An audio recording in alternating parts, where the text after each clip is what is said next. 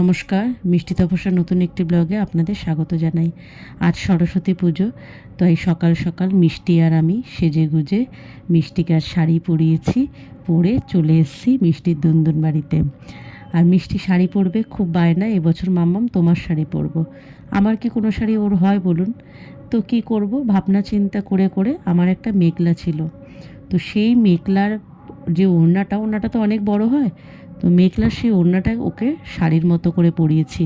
আর ও তো পরে ভীষণ খুশি যে মাম্মামের শাড়ি পরেছে। পুজোর সমস্ত আয়োজন হয়ে গেছে, আর চলেও এসেছে বামন মশাই। তুমি এখন মিষ্টি অঞ্জলি দেওয়ার জন্য খুব মানে আগ্রহের সাথে বসেছে, অঞ্জলি দেবে। পুজোটা মন দিয়ে দেখছে, মন দিয়ে পুজো হচ্ছে। অনেক দেরিতে এবছর পুজো পড়েছে। তো চলুন পুজোটা দেখা যাক। আমরাও সবাই অঞ্জলি দিয়ে নিই।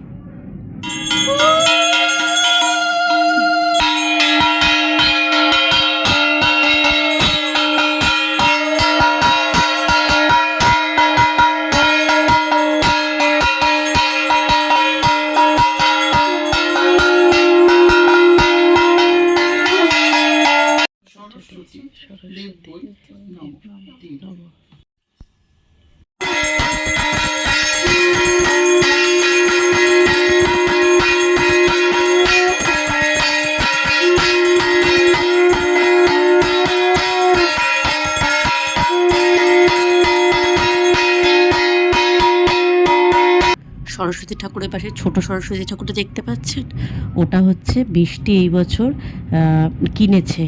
ওর ঘরে, মানে আমাদের ঘরে আর কি ঠাকুর রাখবে। তো ঠিক আছে, একটু ওর ইচ্ছা হয়েছে, তাই এবারে ছোট্ট একটা সরস্বতী ঠাকুর কিনেছি আমাদের ঘরে রাখার জন্য। আর সরস্বতী পুজো মানেই তো খিচুড়ি, তো আজকে তাই আমাদের খাবারে দুপুরবেলায় আছে খিচুড়ি, আলুর দম আর বাঁধাকপির তরকারি। তো এইভাবে আমরা আমাদের দিনটা আজ কাটালাম।